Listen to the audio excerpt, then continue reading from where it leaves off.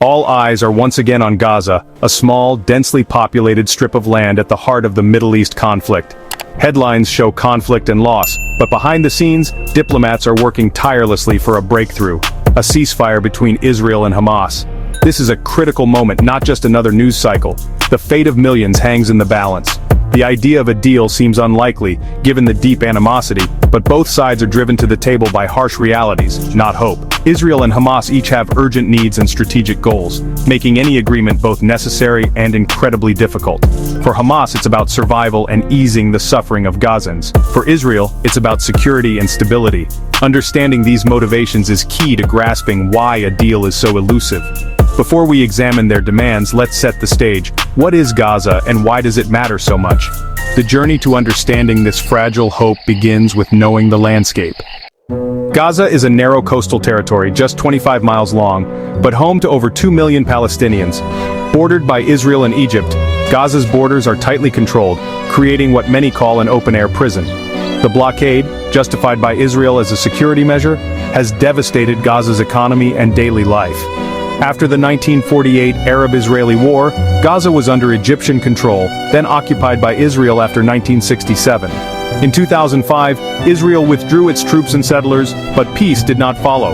Instead, Hamas rose to power after winning the 2006 elections, leading to a violent split with Fatah and full Hamas control by 2007. Since then, Gaza has faced a collapsed economy, rampant unemployment, and limited access to basic needs.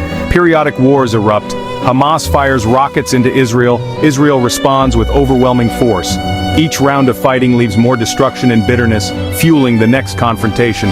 The blockade and conflict have created a perpetual crisis for Gaza's residents. The territory's history is one of shifting control, broken hopes, and deepening divisions. Understanding this context is essential to grasping the stakes of any potential deal.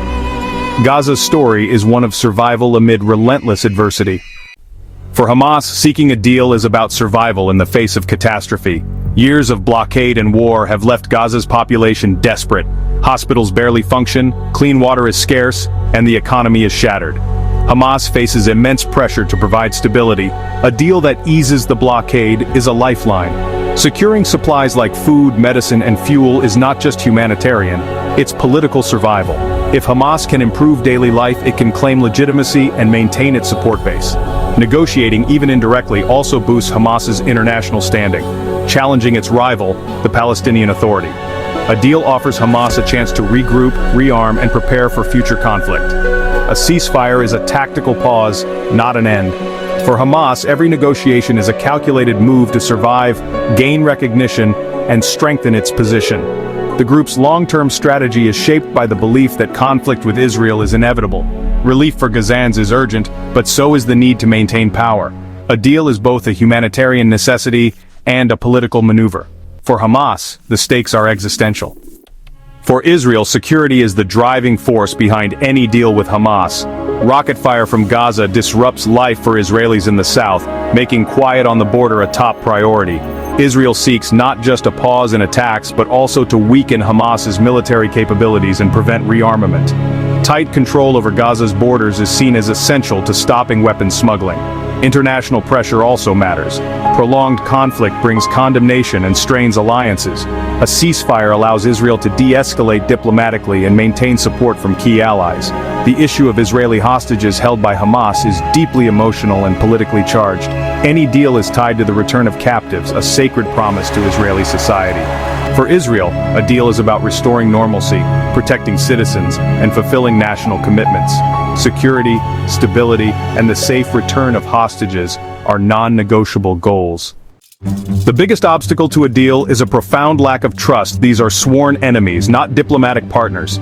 Israel sees Hamas as a terrorist group. Hamas sees Israel as an occupier. They negotiate only through intermediaries, making progress slow and fragile. Both sides have rigid, often irreconcilable demands. Hamas wants the blockade lifted and prisoners released. Israel wants Hamas disarmed and hostages returned. Each side fears that compromise means weakness or betrayal, making concessions politically risky. Past agreements have repeatedly collapsed, breeding deep cynicism. Hardliners on both sides oppose compromise, pressuring leaders to hold firm. The history of broken promises and failed ceasefires haunts every negotiation. For Israel, lifting the blockade without demilitarization is unthinkable for Hamas. Accepting less than full relief is surrender. The result is a deadlock, with each side trapped by its own red lines. The cycle of mistrust and conflicting demands creates diplomatic paralysis. Even when both sides need a deal, the path is blocked by history and fear. Breaking this deadlock requires extraordinary courage and compromise, qualities in short supply. Beyond politics, the human cost of this conflict is staggering. For Gaza's 2 million residents, daily life means struggling for basics: clean water, electricity, safety. Generations have grown up knowing only hardship and war, their dreams stifled by blockade and violence. Many feel trapped, caught between Hamas's rule and Israel's response, yearning for dignity and opportunity. For Israelis near Gaza, life is shaped by the constant threat of rockets. Families rush to shelters, children grow up with anxiety. The psychological toll is immense on both sides, fueling fear and mistrust. Ordinary people want the same things: safety, normalcy, a future for their children. A deal for them is not about politics, it's about hope for a better life. Their voices are often lost in the noise, but they are the true stakes of any negotiation. Understanding these personal stories is essential to grasping the urgency of peace. The conflict's real cost is measured in human lives and lost futures.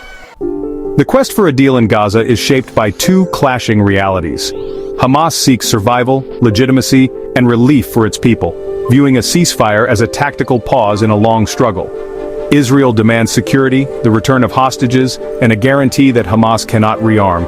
Each side's actions are driven by history, fear, and the need to protect its own. The gap between their worldviews is vast. What one calls resistance, the other calls terrorism. Mediators face a daunting challenge bridging this divide. To understand the conflict, we must look beyond headlines and listen to both sides' motivations and fears. Recognizing these perspectives doesn't mean endorsing them, but it's essential for any hope of peace. Only by appreciating the depth of this divide can we grasp the fragility of hope in Gaza. Building a bridge to peace will require immense courage from all involved.